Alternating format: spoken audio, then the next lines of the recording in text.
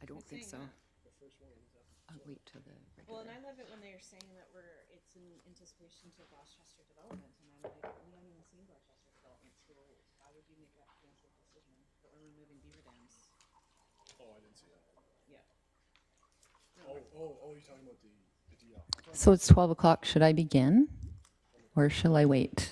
Oh, I haven't looked it up again. I suggest waiting just about 30 seconds. Okay. Dun, dun, dun, dun. Mr. Backen.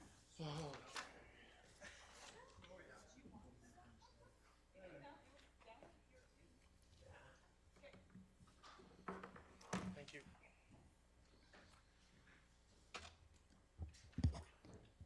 Shall we begin? Okay, I'd like to welcome everyone to the first council process committee of this term. Today we'll be discussing the only item on the agenda, which is the election and political signs bylaw. May I have a motion to adopt and receive the agenda items?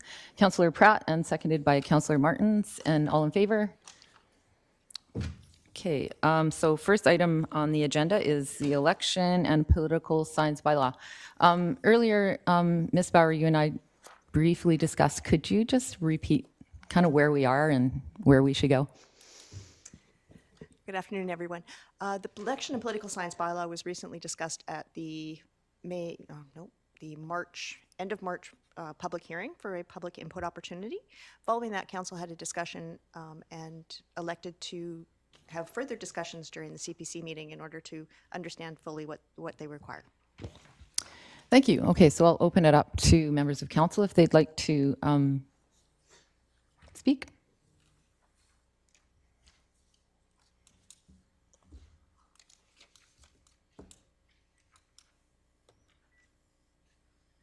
Okay, so first up is Councillor Richter.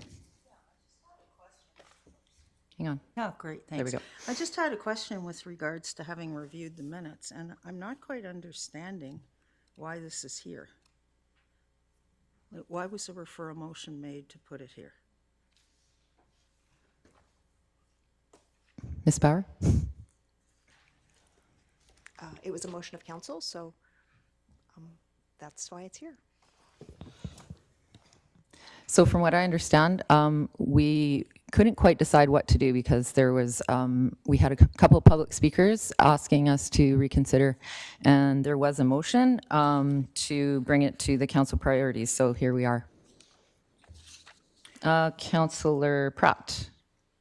Yeah, thank you, Councillor Kirsten. I suppose, and I think this will just be the first kind of part of the hopefully a fulsome discussion. But the reason I believe we're here is because in the last meeting when we were talking about this, it was my hope, intention, whatever you want to call it, that we could have a bit of a discussion around potentially identifying some public sites where we could still have candidates post 1, 2, 3, 4, whatever number of signs we decided, but we felt that at that meeting it was kind of too much on the fly to decide once and for all at that moment what our policy was going to be or what direction we wanted to give staff. So I think that the mayor referred it to CPC here today so we could have that conversation. I kind of still stand by the idea that it might be worthwhile to have at least some public spots where we would have the availability for candidates to have one sign. Happy to be proven wrong as to why that's a bad idea. I know that there's different cities that do different things. Some completely ban them outright. Some still have those public spots. Some have made no changes. And so just having that conversation today I think is worthwhile. Okay, thank you. Councillor Ferguson. Thank you, Chair. I wanted to ask, I guess, a housekeeping question, if I may, through the chair to staff. Since it's our first council priorities committee meeting, process committee meeting, are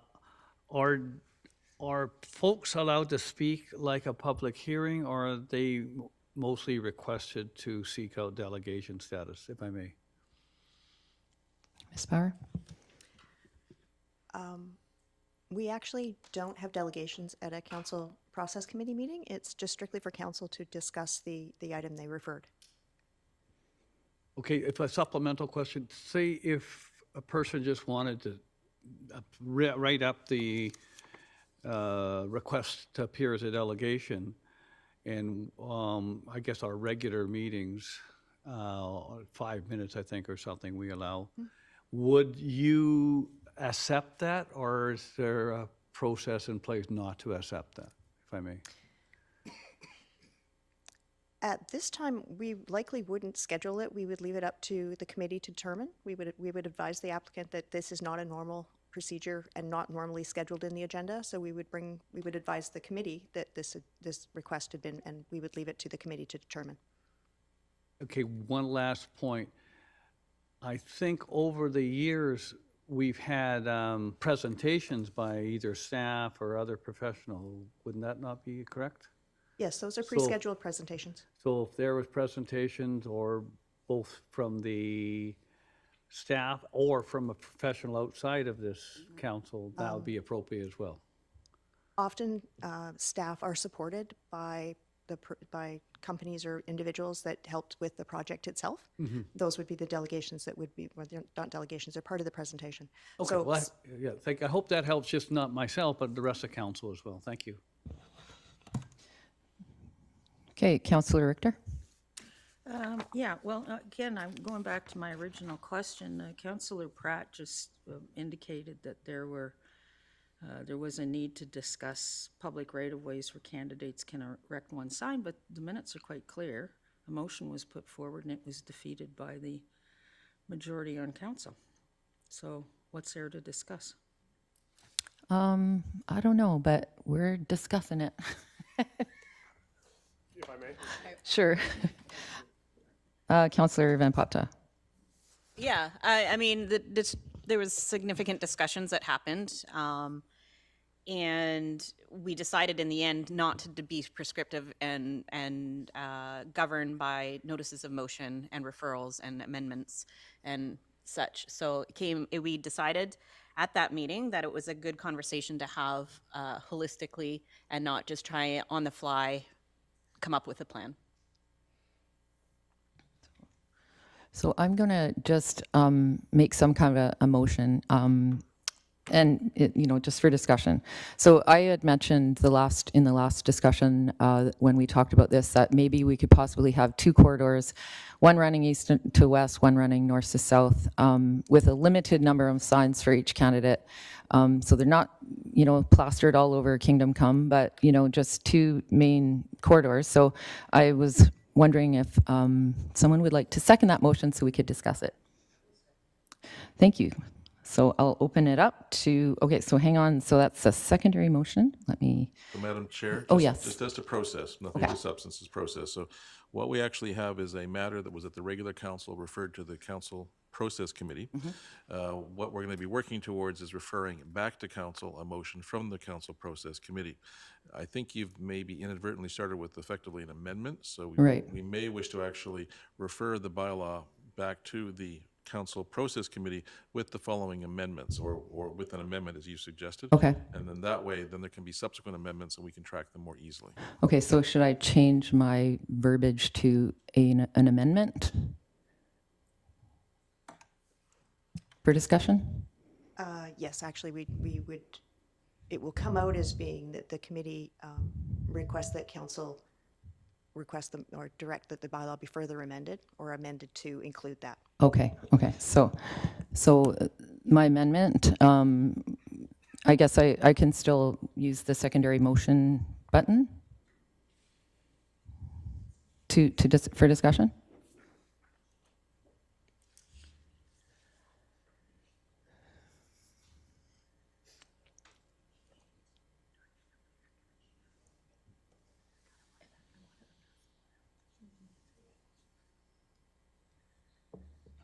Sorry, we're just discussing process. Okay. At this point, the bylaw hasn't been moved or seconded, so anything that the committee sent back to council, council could direct staff to revise the bylaw before bringing it forward for first and second again.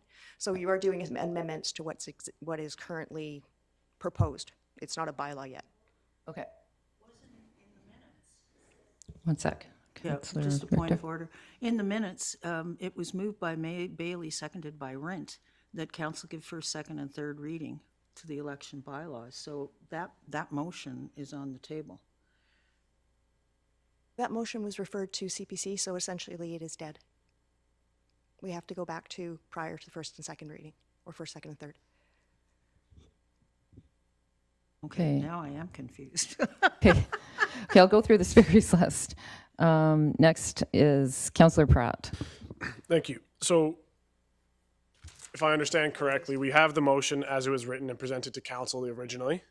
And then now that original motion is what's on the table here. But whatever we decide here is actually just being sent potentially back to council in a regular meeting with any amendments that are made here at CPC. So if that original bylaw there's an amendment included that says we're only allowing candidates to have the color yellow on their sign, that means that that amendment will be included in the eventual bylaw that we debate and actually pass for first, second, or vote it down. Is that correct? That's correct. Council Okay. would, or the staff would endeavor to bring the most accurate bylaw forward for first and second reading to include everything that council directed changed. Okay. Okay? Thank you. So then, Oh, sorry, I didn't know you were, I thought you were done. Go ahead. so then a question, I guess, to yourself as a mover of this potential amendment. Right. It was specifically, you're looking for 2 public locations or 2 corridors. 2 corridors? Okay. Because speaking specifically to this amendment, I would be looking for something even less prescriptive in terms of just directing staff. Because again, we don't really have a huge rush on this specific bylaw change, in my opinion. And so I'd be looking to see staff potentially study other municipalities' best practices. And if they come back to us and say, based on what we've seen in other communities, we say 1 corridor or 10 corridors, that would be more what I would hope for out of this. Yeah, I'd be totally open to that. Okay, Councillor Woodward? I mean, sorry. I'm sorry. Mayor Woodward. Dang, that was, 4 years of that, right? So. I don't think his mic. Oh, okay, there we go. There we go. So I just want to clarify the process again. So if any motions are adopted here, they would be directions to amend the bylaw for council's consideration at the council meeting. I would prefer that we don't update documents, that those decisions to direct you to update the bylaw to come back for first and second would have to occur at a council meeting, not at CPC. That would be correct, right? So you wouldn't be, if there's 5 or 6 amendments No. here saying, change it to do this, change it to do that, change it to do this, that would have to be referred back to the council meeting and approved there. Yes. You wouldn't begin that work until it was approved No, at a council it would have to meeting. go back to council first. I take direction from You council. just said you would update the document based upon Oh, okay, motions but made after it's- today, but it would have to be Well, done at, assuming they were adopted by council after. they would have to be readopted at a council Yes. meeting before you would begin the work. That's right. Correct, okay, thank you. Okay, next speaker is Councillor Van Popta. Through acting mayor to staff, question just in regards to Councillor Pratt's comment. We did already do a review of other municipalities, correct? But I think the direction was to not allow anything on public property. So we might already have that information about what other municipalities are doing in regards to public space. Yes, it was actually included in a previous report to council, I think in January. Okay. Yeah, and at that time, council determined that the bylaw should be changed to not have signs on public property. Councillor Martins. Thank you. Yeah. I just, and again, a bit of a process question here. So we had in the previous meeting, the council meeting, carried an amendment on this with regards to section 7.4, clarifying the pieces of legislation that enforcement would happen under. Do I need to restate this one here to bring it forward, or will it still be in place when this all comes back to the council meeting? You would actually need to restate it as the bylaw was referred, so effectively we didn't carry anything forward. So Thank you. at some point today, or in the next council meeting, you could direct that staff would make that amendment again. Okay. Am I able to make an amendment to that then? Well, I believe we will have one amendment on the floor, so we have to finish that one off first. Thank you. Okay, oh, Councillor Bailey. Yeah, I'm the guy that started this mess. And this is not only my experience, the reason I brought this forward is not only my experience in putting up signs. It brings forward other experiences that probably not many of you know about. And that's dealing with, one, my job as a firefighter and dealing with collisions, probably over 1,000 in my career. And also, I am a co-founder of a group called DIAD, Drop It and Drive. We were the first organization in British Columbia to start to discuss distracted driving. That was even before ICBC. In fact, ICBC came and watched us 8 times before they formed their program. And it was a rather unique thing.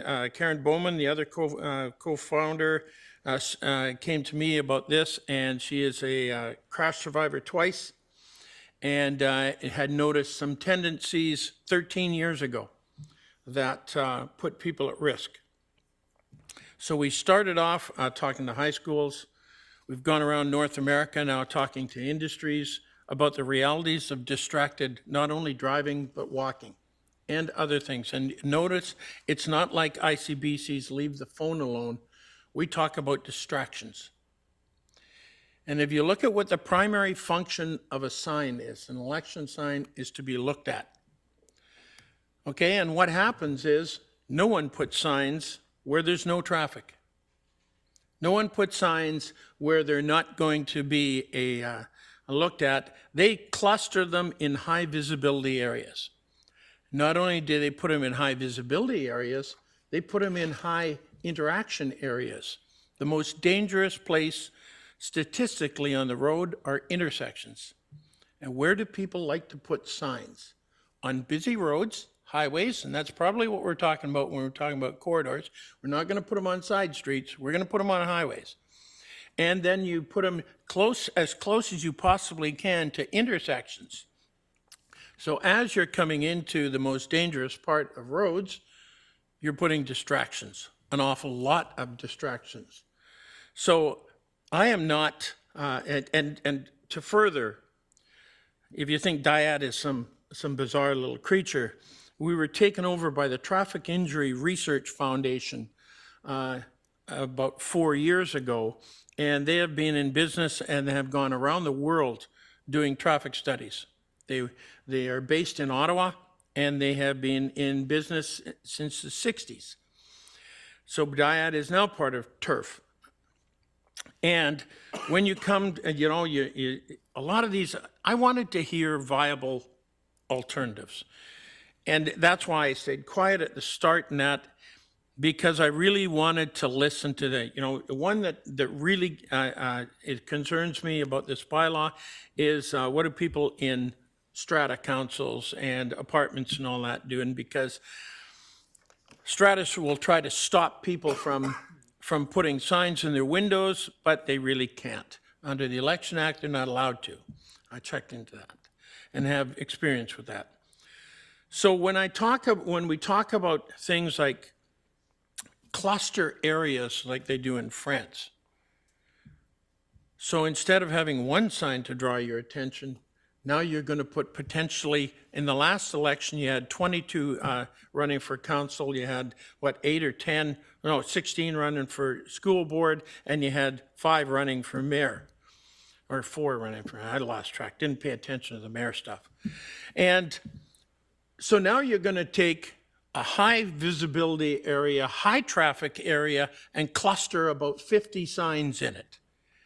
One, how much visibility is one sign going to get it? Okay? No one's going to be able to pick one sign, which means if they're looking for a sign, they're going to be even more distracted, hunting and pecking as they're coming into a high crash area. So I have a ton of sympathy for the idea, but the practical reality is signs are distractions. And when you look into the science of distraction, I'll give you an example of how deceptive it can be. You cannot hold a phone and talk as you're driving. It's illegal. However, it is legal to talk on Bluetooth, okay? It is exactly the same distraction, whether you have it in your hand or not.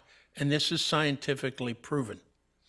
And your field of scope narrows dramatically, and the danger is you don't see what's outside of the field of scope. And these are all things that I have lived with for 13 years.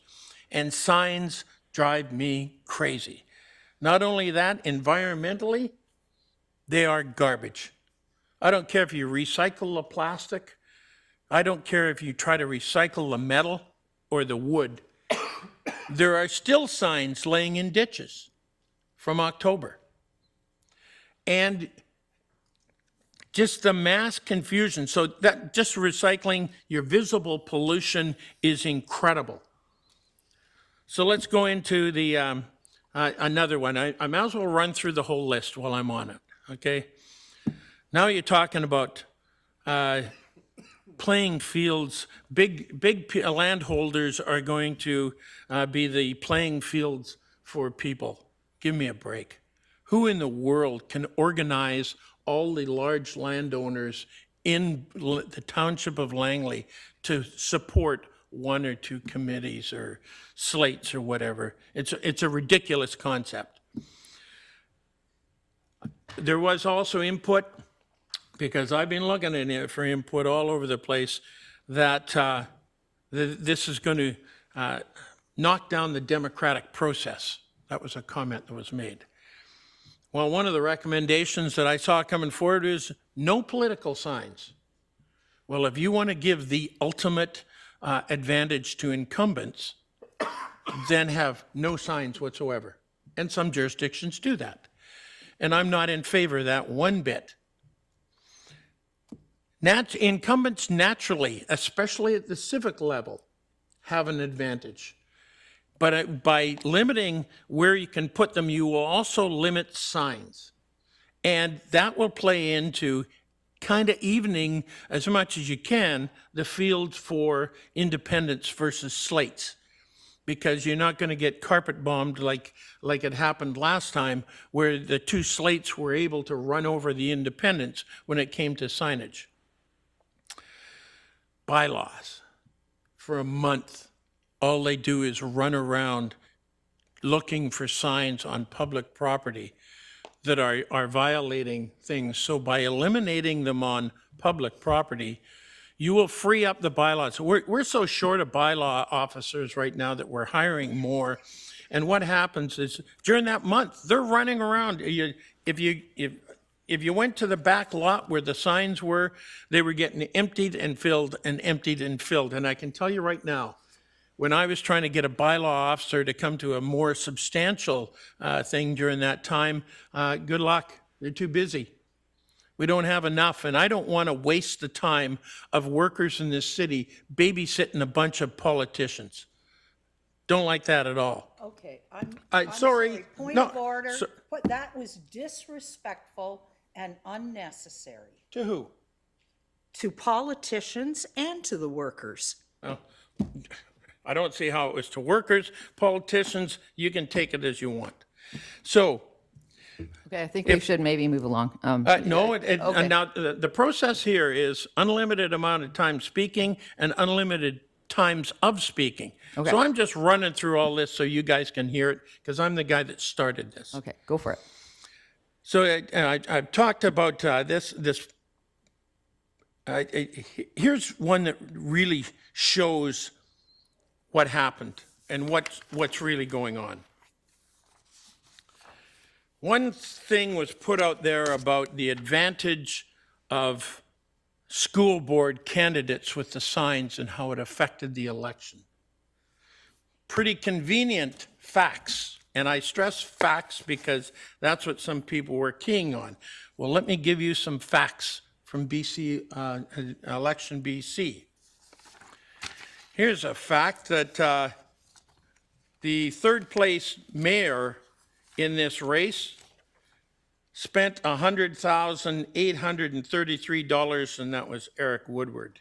He was outspent, according to Elections BC, by Blair Whitmarsh was $142,000, $42,000 more, and yet he still managed to win.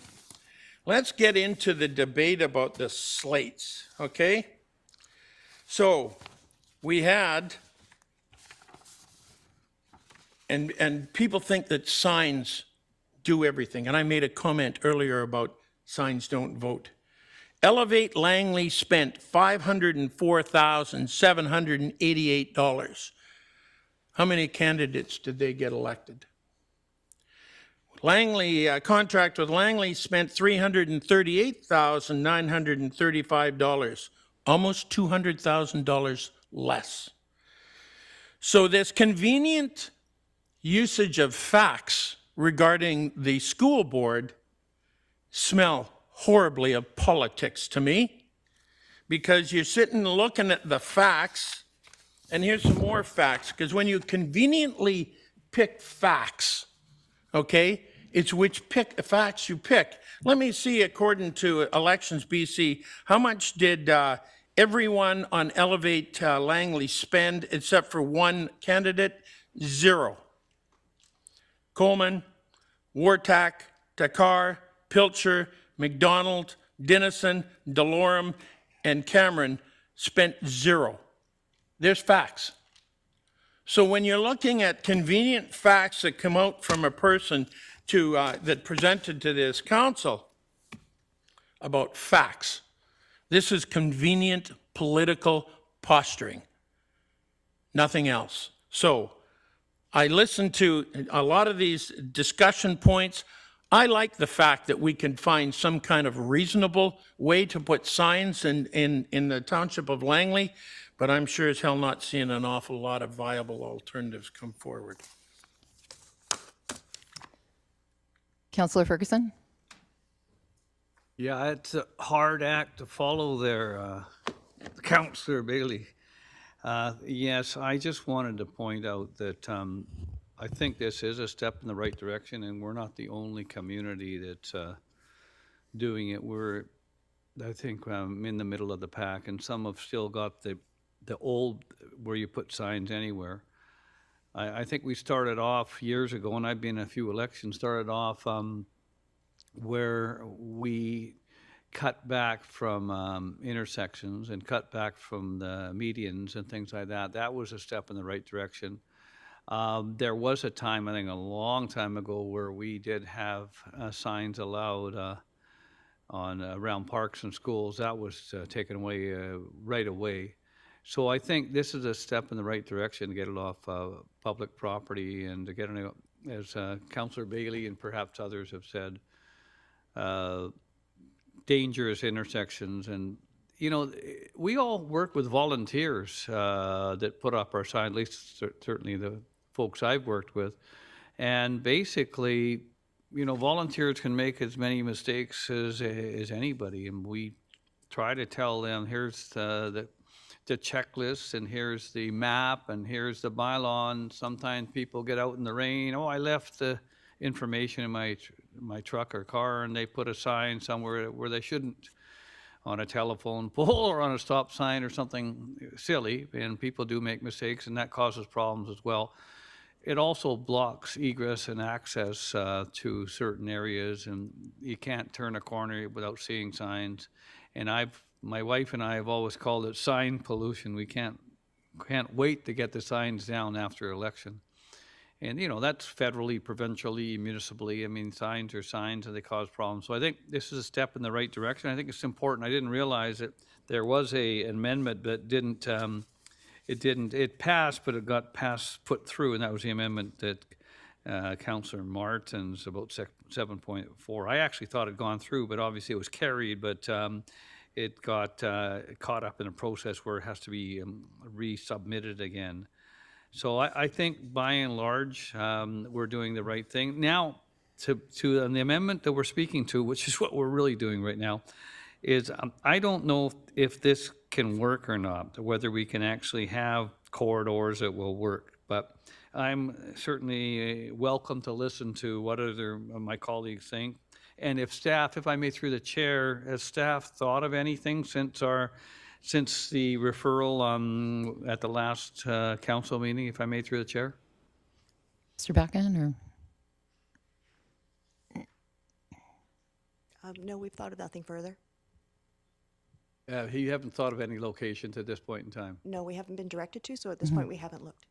Okay, I just thought you might have been prepared or something, or thought about it a bit. Okay, I'll leave it with you. Thank you, Madam Chair. Okay. Councillor Pratt. Thank you, Acting Mayor.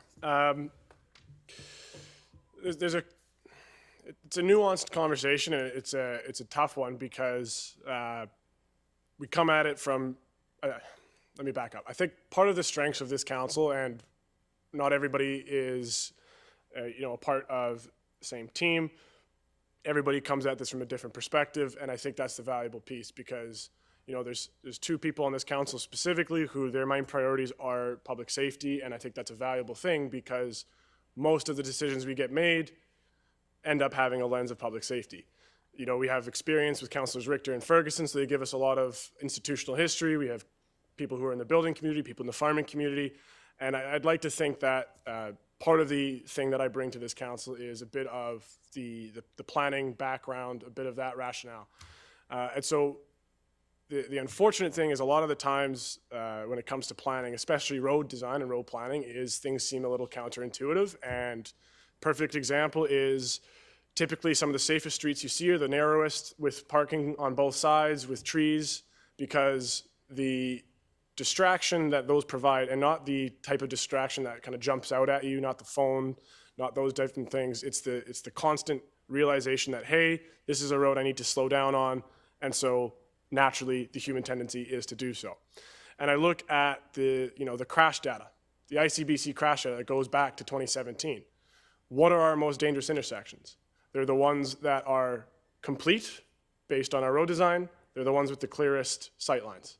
Those are typically up in Walnut Grove. I think one of the worst ones, I'm looking at the map here, it's that 80th and 208th, right? Or 88th, I should say, and 208th, just across the overpass. It's one of the most dangerous intersections. And I think of where we had, I think probably the highest concentration of signs during the campaign along that Mufford Crescent stretch between the overpass and between 208th. Since 2017, 18 crashes. It's one of the lowest spots in the township. So I completely understand the visual pollution and the actual environmental pollution aspect of the argument against banning more signs, or at least limiting the amount of signs. But there will still be visual distractions on private property. There will still be large landowners who put up as many signs as they can that the bylaw allows. I know that's limited as well, but they will still be a visual distraction. And so if we're going to go down the route of banning these on public property for the purpose of the visual distractions, which, again, that is a serious public safety issue, then I'd like to see the stats that show that the signs were the reason for a incident or a crash at that location. Because in the planning world, we're dealing with decades of being overly prescriptive when it comes to zoning, because zoning was done in order to solve problems back in the day. We want to disassociate these horribly polluting environmental uses or industrial uses from where people live, and so we got too prescriptive, and now we're backpedaling and trying to fix that over time. So that's my concern with that. Then when we talk about the fairness piece in terms of large landowners being able to have a bit of an unfair advantage, I can pretty accurately speak from the perspective of the only non-incumbent, independent, elected in any Lower Mainland city where they ran slates. It was an absolute nightmare to try and build out the network of people who are willing to take signs, especially based on the fact that I've only had 26 years on this planet to make a network, and I've only had really 8 years of any kind of network building. And so being able to be a slate and bring together people who have a lot of experience, a lot of network, a lot of connections in the community, often who are of the age where they're landowners and have that property that they could put these signs on based on the potential amendments or based on this potential bylaw, it does strike me as unfair. Now, is it realistically the most fair option, and this is, I know, and I kind of hear what you're saying, Councillor Bailey, the most fair option would be to say either no signs at all or we make no changes. That would be the most fair outcome. And I think that the challenge is, and we talk about it with bargaining, right? If the two sides are unhappy, that's probably meaning we're finding a good solution. And so I think that the reality is, while the signs don't vote, and while the single sign that somebody might have put up probably won't win the election, for me, it's the principle that we're telling people who don't own property that they don't have the same opportunity as those that do. In this specific instance. That might sound dramatic, but when you really drill down to what we're doing here, that's what it's saying. It's saying to me, as somebody who probably won't be able to ever own property in this township, even though I was born and raised here, that I won't be able to put up any sign unless I have the network of people who are able to put it on their property for them. So for me, it's challenged because I hear these concerns. I absolutely get them. I have the feedback from a lot of people in the community, from friends who are on councils in other communities, friends who work for mayors in other communities, and they all have different opinions, right? I have somebody who worked for the city of Port Coquitlam for 25 years in their bylaw department, who's a resident of the township. They said, hey, I think it'd be a worthwhile conversation to try and identify some spots. Our neighbors in the city of Langley have a spot. So while signs might not win an election, they might not lose an election, it's the fairness principle of it. And with the bylaw officers being busy for a month and a half, totally get that. Honestly, there are way bigger problems for them to be facing and dealing with than trying to correct where people's signs are in violation. But the reality is, if we only allow private property owners to do it, I'm sure they're not going to know exactly where their private property line is either. And there'll probably be a sign or two over that line, and bylaw will still have to go out and try and fix that. There'll still be violations. So fully understand the arguments for banning it on public property. For me, it's an issue of if there's stats to show that they are incredibly dangerous and they are causing these accidents and causing people to be in danger, I'm happy to see them and I'm happy to ban them on public property. And if the argument is that the large landowners don't give an unfair advantage to people who can bring networks together who have been here for decades, fair enough. But I don't know if I believe that. And as somebody who is personally going to be disadvantaged by this bylaw, I can't support banning it outright on public property. I just can't. Thank you, Councillor Pratt. Councillor Woodward, I'm sorry, Mayor Woodward. I also wanted to, this is actually a pretty cool spot. You actually have It the, is I think not one of the bad, best eh? seats Yeah, at the thanks council. for that. You're welcome for that. Yeah, I think I'm going to try to speak to the motion. I think there's going to be at least 2 more times at council meetings to speak to the bylaw. The motion itself, though, has been on the floor here for a while, is yours to consider 2 corridors. And so I think that that's the in-between that I just want to make sure that is on the floor, and that's what we're voting on here. This started with a notice of motion that was pretty clear. I've been pretty consistent, bringing forward attempts to remove election signs from public property. That was brought forward in the last council term. That was a 5-4 vote. Pretty consistent, just here again, trying to give this council the opportunity and support that moving forward as I did then a few years ago. We're not trailblazing here. City of Surrey doesn't allow it on public property. City of Langley doesn't allow it on public property. And there's others throughout the region that are interested in watching this because they want to follow the same path. So I do support getting it off of public property. We have all kinds of games that are played every election. So these wouldn't stop with limiting signage per candidate on a corridor. Rather than forcing people to wander around and remove all of someone's signs, they can just drive by apparently and remove the one. So that won't stop. As I said at the time, we have some campaigns that are allowed to have signs and some aren't because they just simply will destroy them where others will not. So I think that's time for that to end, time for the bylaw to end, time for it to end for people putting them up at T intersections 2 days before E-Day knowing it violates the bylaw. So I'm just tired of all of it, and I've been fairly consistent for years that it's time to put these onto private property. It was quite clever to frame it as an exemption for private property. That's absurd. That's not what's occurring. What's occurring is trying to remove them from public property in the path of many other municipalities. So for that reason, I don't support putting them on 1 or 2 corridors, many corridors, or any corridors that are on public boulevards. Thanks. Councillor Richter. Yeah, I think at the heart of this bylaw is the whole issue of fairness or all candidates having a fair shot. And certainly independent candidates who are running for the first time are handicapped because of the fact that, number one, they don't have a big budget like Slate's would have, and number two, because they don't have the name recognition and having their names on a sign out there. So if we look at the fairness of it, Councillor Pratt just said either we restrict them everywhere or we go with what we already have. And he's right from a fairness perspective. But in looking back on the notes here in the agenda from the submissions from the public, the person who spoke, and I assume there was only the one person that spoke, she said that signs be restricted from all properties and township increase its budget to promote local elections and candidates. That is probably, in this day and age, the fairest option, because people will go to the township website to get information on the candidates. More and more of them rely on social media. And in order to get them engaged in the election, they maybe aren't looking at signs so much as they're looking online. So, and the whole issue of putting signs up on corridors, from a fairness perspective, that would work. But from a safety perspective, I'm concerned about it.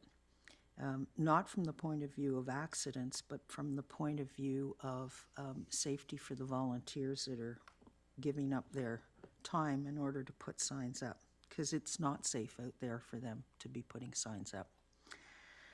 So I will support the 2 corridors thing. If that fails, then I think we should be looking at some way to bring fairness into this bylaw, because I don't think this bylaw is fair to new people as it stands right now. Okay, thank you. Councillor Martins? Thank you. I just want to start with commending Councillor Bailey on the concerns that he raised with regard to distracted driving in these signs. I agree 100% with the points that he's made in that respect. I do feel compelled to disagree with Councillor Pratt on his comments. When we talk about stats, about high crash locations, we also need to consider those are very high volume locations. And so stats can be interpreted in many ways. And so to that point, distracted driving, again, considering that for me is my largest concern. The other thing is there won't be data specifically saying a crash occurred because of an election sign. That data is not available, not that it doesn't happen. It's going to be classified by the section of the appropriate legislation if tickets are written or people are arrested. That is not a specific offense, distracted due to an election sign. So to say that the data, you're not aware of any data doesn't mean it doesn't happen. It's just not available in the accounting. I look at driving patterns like the way water flows. So when you're talking about dieting, road dieting, narrowing roads, and reducing sight lines, and then that leads to better driving behavior, I would counter that. And this is coming from my perspective, having enforced the law and attended accident scenes. Typically what happens is it does reduce that behavior because people, like water, find the path of least resistance. So if that is not as efficient and as quick for them, that stretch, they'll find another way to go. So that is where the reduction comes from. I don't think that people drive through stretches and go, oh, this is narrower, I need to slow down, because that is not what I have seen in my job. And that's going over 2 decades of enforcement of the Motor Vehicle Act. So I just want to put that out there, because we should be very concerned if we're making decisions based on that perspective. That's all. Okay, I'm just going to weigh in here for a minute. So for me, as a second-term councillor, I think I benefited from signs, and I got elected the first term. I'm listening to constituents that are saying to us, going, well, you guys are incumbents, and you're now going to say, oh, well, we don't want to give you the same opportunity. So I hear all these points, and I totally get it. That's why I was trying to look for another way to sort of be fair, and if that's not if that's not going to be approved or whatever, then, you know, maybe we can find another way. But that's from where I'm sitting. So I know lots of people have different life experience. So I don't have that life experience of you know, seeing traffic accidents. So I don't associate, you know, maybe having, you know, signs down corridors as something that could cause accidents. Well, of course, I don't want anyone to get in an accident because they looked at my sign. Again, I'm just trying to respond to people who are first-time candidates that want to just simply get their name out in a way that we have all been able to do that. So I'll move along to, I believe it's Councillor Bailey. Yeah, once again, when people, and this goes again to awareness, when you're at a collision scene, and you'll notice I use the word collision or crash, I will not, and it is not correct to use the term accident when it comes to all the emergency departments now have gone to MVIs, motor vehicle incidents, because an accident is an act of God. And to infer that when it comes to collisions or crashes, which they're called, you know, this is the world that I've lived in for a long time. And also, when it comes to collecting data for one, I love the fact that we're having civilized conversation.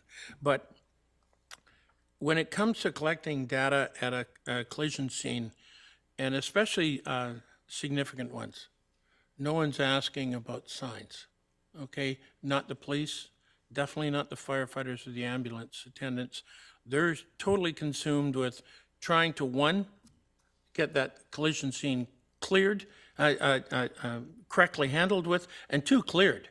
Because a lot of times they happen on major corridors, and it can cause, believe me, I have backed up Highway 1 for tens of miles, let alone miles. And it's horrible. So when it comes to, Mike, I understand data, and it was cool to hear that, but it's not realistic how we collect at scenes. It just, none of the emergency providers, especially at significant scenes, are asking those kind of questions or looking at that kind of stuff. They're totally consumed. When it comes to getting their name out, this is where the young ones have a huge advantage over us old ones. They're way better at social media than we are, okay? To me, this time being the first time involved in it, that was the ugliest part of the election that I dealt with. And I think that's one way that people who are younger or don't own private property or that's one way that they can get their name out very effectively, way more effectively than I still struggle with my getting a Facebook thing up and running, let alone anything more complex. So I am not in favor of anything that's going to inhibit the flow of traffic or distract people, because collisions are horrific. That's the only way I can put it. And anything I can do, which is this, to avoid it, that's one of the primary reasons why I'm bringing this forward, is because last night here in Langley, there was a very serious collision involving stuff that the firefighters and the police that were on that scene will never forget. And I will do everything I can, including this bylaw, to try to not be the cause of PTSD and that stuff. Councillor Pratt. Thank you, Your Worship. And while I'm having these discussions, especially on public safety, I'm trying my best to keep, sensitivity about what people go through, and noted. I won't refer to it as an accident again, Councillor Bailey. So I appreciate that.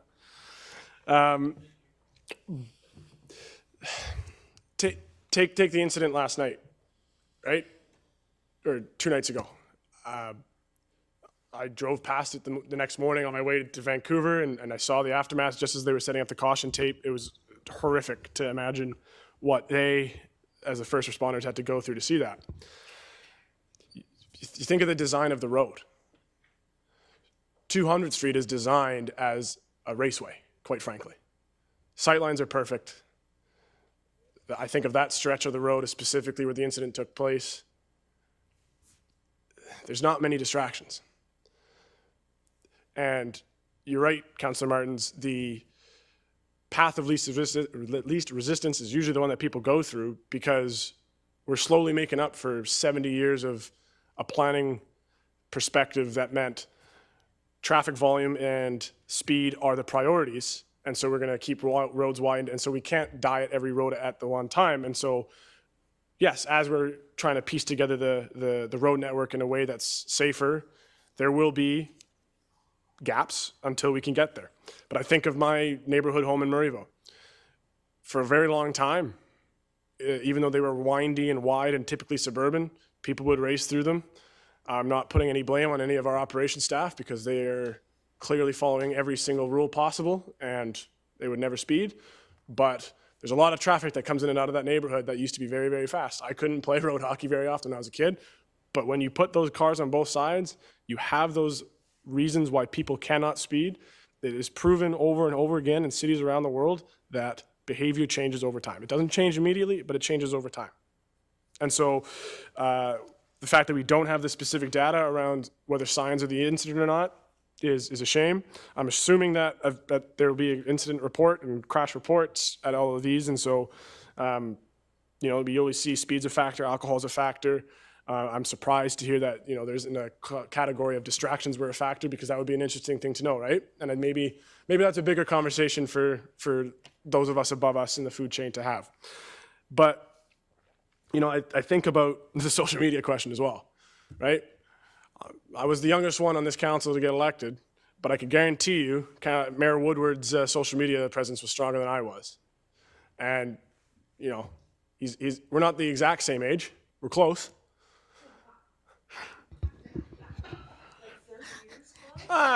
Give or take. Give or take. I think we need to vote on this amendment. I'm just gonna. Yeah. So okay. You're right. Sorry. Bring it But back. the challenge is, right, with, again, going back to the slate question, he was able to, he has his own social media savvy, but because of the ability to raise money that comes with being on a slate, he was able to pay a very good team to have a very good social media presence. So just because it's the age thing, I don't necessarily buy that for the social media piece. And there will always be games played in elections. And in fact, if there's only one spot or two spots where we can put up signs, then the public will see even more concretely that, this one group or this one person is being targeted by people stealing their signs, as opposed to having them spread throughout the community. And I didn't know that your signs were being stolen from 272 and 36, because I don't go by there all the time. So if there's one spot where your sign's being stolen from, then we all know. And then we can all point the finger at the people who are doing it and call them out for that. So I hear the arguments against it again, but I just, on the principle of giving the incumbents and those people who have the ability to raise money, have big teams with a large network, I just can't support banning it outright from public property. Okay, I have two more speakers, Councillor Ferguson and Councillor Mayor Woodward, and then I'm going to call the vote. Okay. Councillor Ferguson. Well, it's an interesting discussion we've had here. It almost appears as if it's an analytical discussion where myself, I worked, as a teacher and a special counselor. It is true psychologically that change takes time, but change takes time for both positive and negative things. So as much, I've been in a motorcycle accident, I drive my motorcycle slower than it did. That was the change. The same thing is true in anything. So if people are speeding one day, they may not speed the next. Or if they see a police car, so change is an interesting psychological term. Okay, the next thing is, and we also make choices, that's another thing about those past, current, and future councillors, we cannot take into consideration what a sign's going to do or not do. So we can't say in a concrete or factual way that sign is going to make the difference between you're getting elected or not. And I would love to look at that. Now, if you looked at every single, we've had an interesting discussion, if every single background of every person sitting at the table, including myself, you would see that others have been associated with other political parties, including governing parties. And so if you look at that, well, they've got that connection, and myself included. So every single person has a background somewhere, some less than others, some more than others. So that takes into consideration as well. So I think going into the future, this is a good bylaw. I think it's important. And the factual thing is, how many accidents or incidents or fatalities are too many? So you could have the least cited facts in a whole community. One death is too many. So I don't know about the argument. All it takes is one volunteer to place a sign that blocks a view just one time that could cause a major problem. So I think, I don't know if we can find a corridor, but I think that we've had a lot of discussion, and I wish all past, current, and future councillors, whether they're a member of an organization or not, the very, very best, because I think that people get elected, as I have, based on their own credibility and hard work. So that's as much as I have to say. Thank you. Okay, I am going to call the vote. Shall I read the amendment? Okay. How should I word this? Yes, I'm looking at her.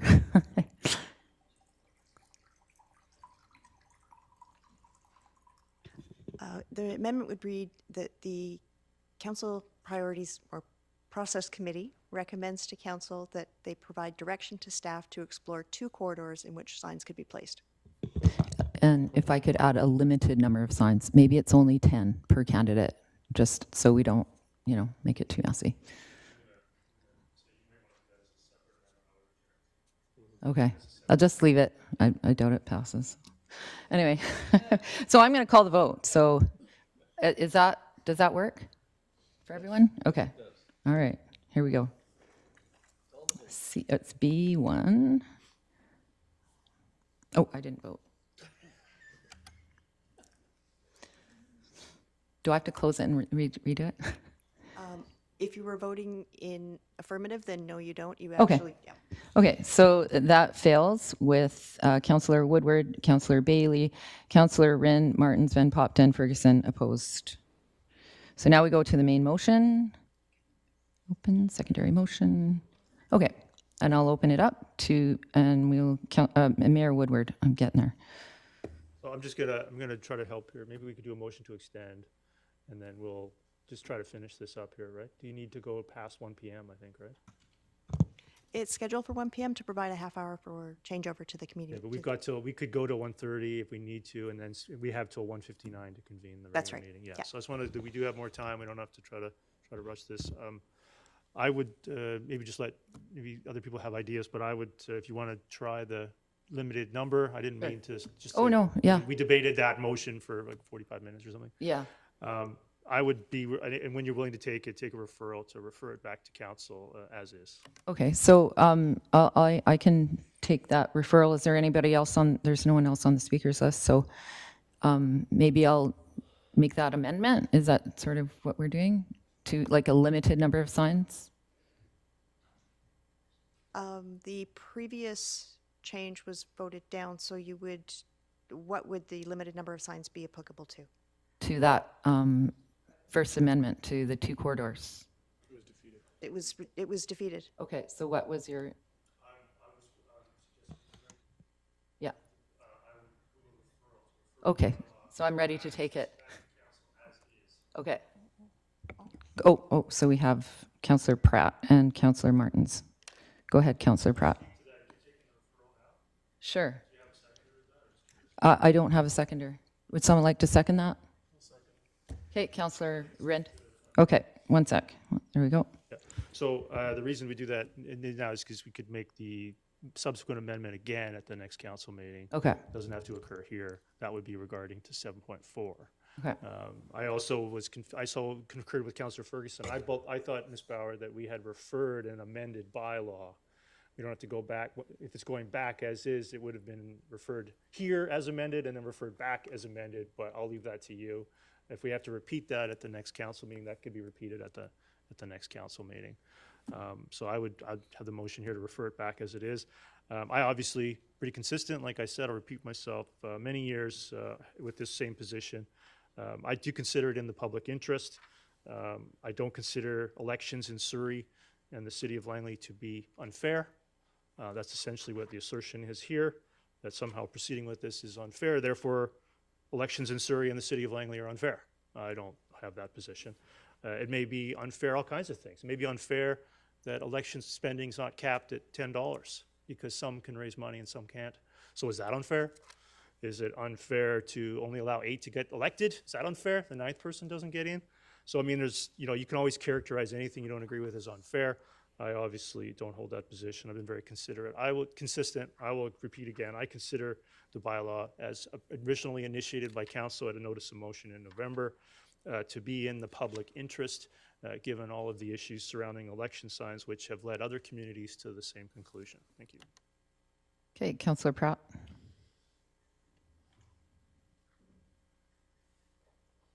Thank you. Yeah, and I guess you haven't heard from me enough on this yet. I know where this is going to go. I know where everybody stands by now, but I do want to just address two issues, right? We could say that it's unfair that more than 8 people get elected, or whatever scenarios that Mayor Woodward just presented, but we don't have power over that. We can't cap election spending here at this table. We can't cap the number of people who get elected. We could only control what's within our power, obviously, and this is within our power. And quite frankly, it is unfair because I'm pretty sure every single person here at this table is a property owner, except for 1 or 2. And for those people who aren't owning property, they simply will not have the same allowances and chance at putting up their own signs as other people. That's just unfair. It's unequal treatment. And people have worked hard for their property. I'm not saying that. I'm not saying that property owners are bad at all. All I'm saying is this does give them a difference between those who do and those who don't. We are creating 2 different sections of people. And also, if we're talking about distractions being the cause of incidents, then we can go down such a rabbit hole. We shouldn't have storefronts on facing right-of-ways now. On 200th Street, as we go down, we should not be allowed to have signs that show what business is in what unit, because people might look at those signs and say, oh, I need to go stop by that store afterwards. That's a distraction. We can go down this rabbit hole and find every reason not to, but at the end of the day, there is still going to be the unfairness that comes from this bylaw change, and there is going to be, at the end of the day, an unequal playing field, in my opinion. So again, I know how this is going to go, and it's going to go back to council, and it's likely going to be passed, and that's the will of council, that's the will of democracy, but I still have strong reservations. So thank you. Councillor Bailey. I was just going to cancel that. Okay. Well, we can cancel. I've talked enough. Okay. All right. So I'm going to call the vote, but could you read back what it is that we're voting on? The motion is to refer the bylaw back to council with no changes currently. Okay. So that's the primary one, right? So one sec here. Go back. I'm going to call the vote.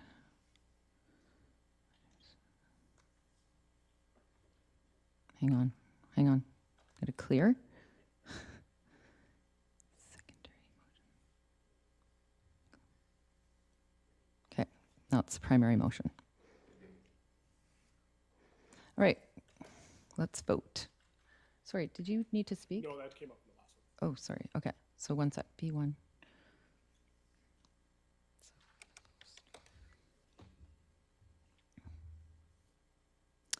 So that passes with Councillor Richter, Councillor Kunst, and Councillor Van Popta against. Nope. Councillor Pratt. Sorry, looking at the wrong thing. Okay. Yes. All right. Yeah. So motion to terminate. Councillor Martins and seconded by Councillor Van Popta. All in favor? And termination.